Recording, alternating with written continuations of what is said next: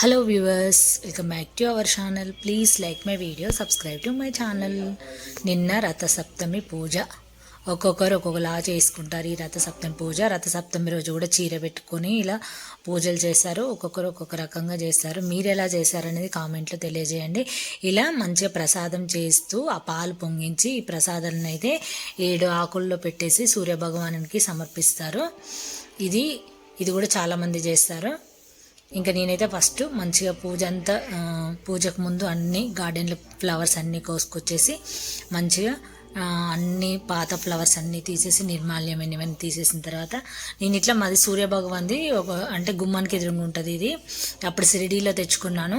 ఎప్పుడైతే నాకు రథసప్తమికి తెచ్చుకొని నేను పూజా మందిరంలో పెట్టుకుంటాను. అలాగే ఇది మాఘమాసంలో మొత్తం సూర్యభగవాన్దే కాబట్టి మాఘమాసం అంటేనే సూర్యభగవాన్కి సంబంధించింది ఆదివారం కాబట్టి ఇంక ఈ నెల మొత్తం కూడా ఈ సూర్యభగవాన్ని ఇలాగే పెట్టేసి పూజ అయితే చేస్తాను. కాకపోతే ఇక్కడ మందిరంలో కాకుండా నాకు మళ్ళీ కృష్ణుడు అలాగే శివుడు ఉంటాడు కదా, ఆ ప్లేస్లో పెట్టి చేస్తాను. నేనైతే ఇలా మంచిగా చిన్నది నా దగ్గర సిల్వర్ పీట ఉంటుంది, ఆ పీట పైన పెట్టేసి చిక్కుడుగాయతోని, ఇంకా అది చిక్కుడుగాయ రథం చేసేటప్పుడు తీయలేదు, అంత టైం లేకుండా ఉండే. సండే కాబట్టి కొంచెం లేట్ అయింది పూజ చేయడానికి. ఎప్పుడు నేను ఎర్లీ మార్నింగే చేసుకుంటాను కదా. ఇంకా సంక్రాంతికి నేను ఇక్కడ లేను కాబట్టి కూరాడు పూజించలేదు. నేను ఆదివారం రథసప్తమి మంచిగా కలిసి వచ్చింది కాబట్టి నేనైతే మంచిగా కూరాడు పూజించి దీపం అయితే వెలిగించాను.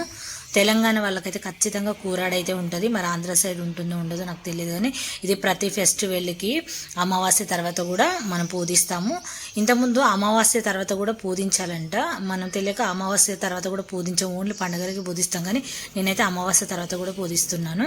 ఇలా గడపకు పసుపు రాసుకొని ముగ్గులు వేసుకుంటే అసలు ఇంకా కళాకాంతి చాలా బాగుంది.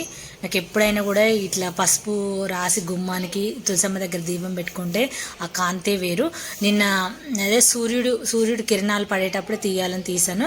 కొంచెం 8 అయింది నా పూజ అయ్యేసరికి, సూర్యుడు వచ్చేసాడనమాట. చూడండి, నిన్న సూర్యభగవానుడు మా ఇంట్లోకి ఎలా అంటే సూర్యకిరణాలు అనేది బాగా పర్ఫెక్ట్గా పడతాయి ఇంట్లో.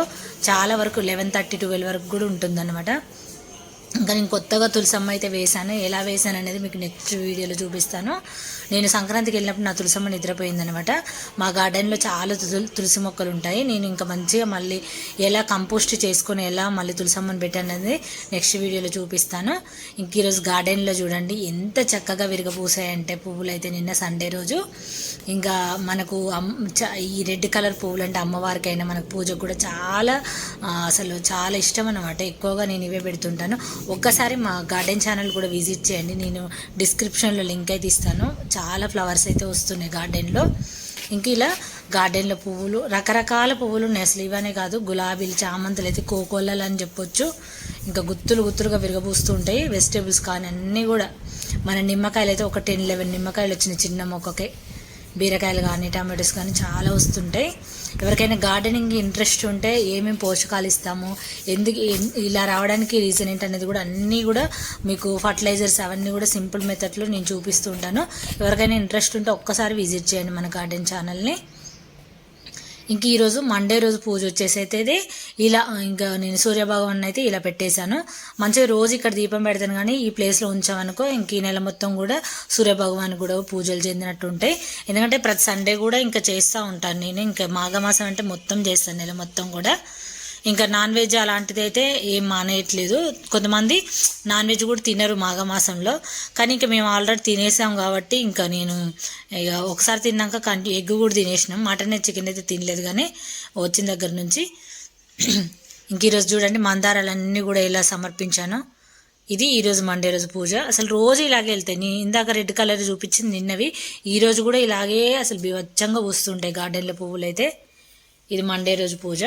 చూసారు కదా ఫ్రెండ్స్. ఈ వీడియో నచ్చితే లైక్ చేయండి, ఛానల్ని సబ్స్క్రైబ్ చేసుకోండి. Thanks for watching friends. Please like my video.